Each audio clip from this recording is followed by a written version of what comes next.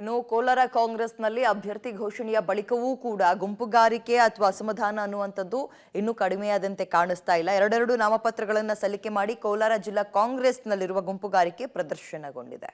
ಕೋಲಾರ ಕಾಂಗ್ರೆಸ್ನಲ್ಲಿ ಇನ್ನು ಆರದ ಬಂಡಾಯದ ಬೆಂಕಿ. ನಾಮಪತ್ರ ಸಲ್ಲಿಕೆ ವೇಳೆಯೂ ಭಿನ್ನಮತ, ಗುಂಪುಗಾರಿಕೆ. ಕಾಂಗ್ರೆಸ್ ಭಿನ್ನಮತವೇ ಮೈತ್ರಿ ನಾಯಕರಿಗೆ ಅಸ್ತ್ರ. ಗುಂಪುಗಳನ್ನ ಸಮಾಧಾನ ಪಡಿಸುವ ನಿಟ್ಟಿನಲ್ಲಿ 3 ನಾಮಪತ್ರ ಸಲ್ಲಿಸಿದಂತಹ ಕಾಂಗ್ರೆಸ್ ಅಭ್ಯರ್ಥಿ ಮತ್ತೊಂದು ಕಡೆ ಎನ್ಡಿಎ ಮೈತ್ರಿಕೂಟದ ಮುಖಂಡರೊಂದಿಗೆ ಸಲುಗೆಯಿಂದ ಕಾಣಿಸಿಕೊಳ್ತಾ ಇರುವಂತಹ ಸಚಿವರು, ಶಾಸಕರು, ಇದೆಲ್ಲ ದೃಶ್ಯಗಳು ಕಂಡು ಬಂದಿದ್ದು ಕೋಲಾರದಲ್ಲಿ.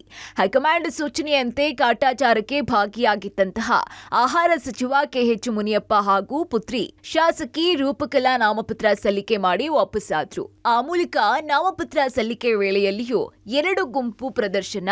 ಕಾಂಗ್ರೆಸ್ನಲ್ಲಿ ಎಲ್ಲವೂ ಸರಿಯಿಲ್ಲ ಅನ್ನೋದು ಸ್ಪಷ್ಟವಾಗಿತ್ತು. ಆದರೆ ನಾಮಪತ್ರ ಸಲ್ಲಿಕೆ ಮಾಡಿದ ಬಳಿಕ ಮಾತನಾಡಿದಂತಹ ಮುನಿಯಪ್ಪ, ಯಾವುದೇ ಗುಂಪು ಭಿನ್ನಾಭಿಪ್ರಾಯ ಇಲ್ಲ, ಉಸ್ತುವಾರಿ ಸಚಿವರು ಕರೆದಾಗ್ಲೆಲ್ಲ ಬಂದು ಚುನಾವಣೆ ಪ್ರಚಾರ ಮಾಡ್ತೀನಿ ಅಂತ ತಿಳಿಸಿದ್ರು. ಅವ್ರು ಯಾರು ಏನು ಒಪ್ಕೊಂಡ್ಲಿ ಬಿಡಲಿ, ಕಾಂಗ್ರೆಸ್ ಪಾರ್ಟಿ ಕಟ್ಟಿರೋ ನಾನು ಯಾವ ಪಾರ್ಟಿಗಳಿಗೂ ಹೋಗಿಲ್ಲ.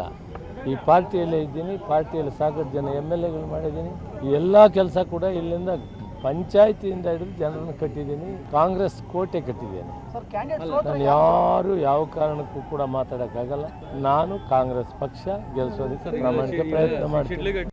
ಇನ್ನು ಮೊದಲಿಗೆ ನಾಮಪತ್ರ ಸಲ್ಲಿಕೆ ಅಭ್ಯರ್ಥಿ ಜೊತೆಗೆ ರಮೇಶ್ ಕುಮಾರ್ ಬಣದ ಸಚಿವ ಸುಧಾಕರ್, ನಜೀರ್ ಅಹಮದ್, ಬೈರತಿ ಸುರೇಶ್, ಶಾಸಕ SN ನಾರಾಯಣ ಸ್ವಾಮಿ ಸಾಥ್ ಕೊಟ್ರೆ, ಎರಡನೇ ನಾಮಪತ್ರ ಸಲ್ಲಿಕೆ ವೇಳೆ ಅಭ್ಯರ್ಥಿ ಜೊತೆಗೆ ಸಚಿವ ಕೆಎಚ್ ಮುನಿಯಪ್ಪ, ಶಾಸಕಿ ರೂಪಕಲಾ ಇವರೆಲ್ಲ ಜೊತೆಗೆ ತೆರಳಿ ನಾಮಪತ್ರ ಸಲ್ಲಿಕೆ ಮಾಡಿದ್ರು. ಈ ವೇಳೆ ಚುನಾವಣಾಧಿಕಾರಿಗಳ ಕಚೇರಿಯಲ್ಲೇ ಕಾಂಗ್ರೆಸ್ ಅಭ್ಯರ್ಥಿ ಗೌತಮ್ ಆಹಾರ ಸಚಿವ ಕೆಎಚ್ ಮುನಿಯಪ್ಪ ಕಾಲಿಗೆ ಎರಗಿ ಆಶೀರ್ವಾದವನ್ನ ಪಡ್ಕೊಂಡ್ರು. ಅಲ್ಲದೆ ಕೋಲಾರಕ್ಕೆ ಭೇಟಿ ನೀಡಿದಂತಹ DCM DK ಶಿವಕುಮಾರ್ ಸಹ ರೋಡ್ ಶೋ ಮಾಡಿದ್ರು.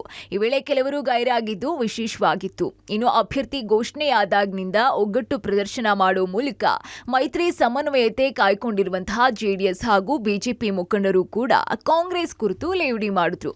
ಇವತ್ತು ಕಾಂಗ್ರೆಸ್ ಅವರೇ ಕಾಂಗ್ರೆಸ್ ಅಭ್ಯರ್ಥಿನ ಸೋಲ್ಸೋದಕ್ಕೆ ರೆಡಿ ಆಗಿರೋದ್ರಿಂದ ಈ ಸಿದ್ದರಾಮಯ್ಯನವರು JDS ಎಲ್ಲಿದೆ ಅಂತ ಹೇಳ್ತಾ ಇದ್ರಲ್ಲ, JDS ಇಲ್ಲ ಅಂದ್ರೆ ಸಿದ್ದರಾಮಯ್ಯನವರ ಹೆಸರೇ ಕರ್ನಾಟಕಕ್ಕೆ ಯಾರಿಗೂ ಗೊತ್ತಾಗ್ತಾ ಇರಲ್ಲ ಅನ್ನೋದು ಅವ್ರಿಗೆ ಗೊತ್ತಿಲ್ಲ.